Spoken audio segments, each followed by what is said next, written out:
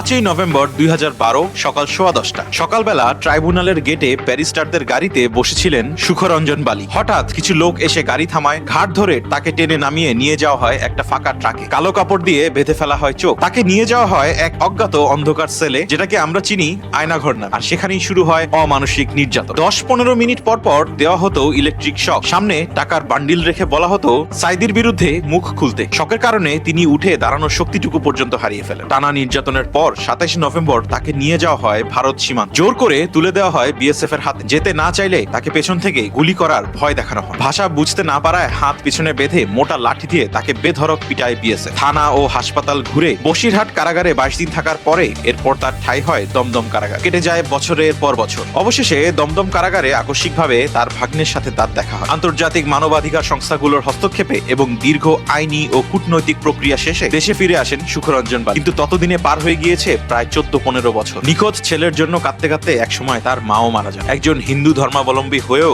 শুধুমাত্র সত্যের খাতিরে নিজের জীবন বাজি রেখেছিলেন সুখরঞ্জন বালি। একটু ভেবে দেখেন তো, স্বাধীন দেশে দিনে দুপুরে ট্রাইব্যুনালের গেট থেকে একজন সাক্ষীকে গুম করে দেশের বাইরে পাচার করার সাহস কারা করেছিল? নাম বললে আবার মাথা থাকবে না।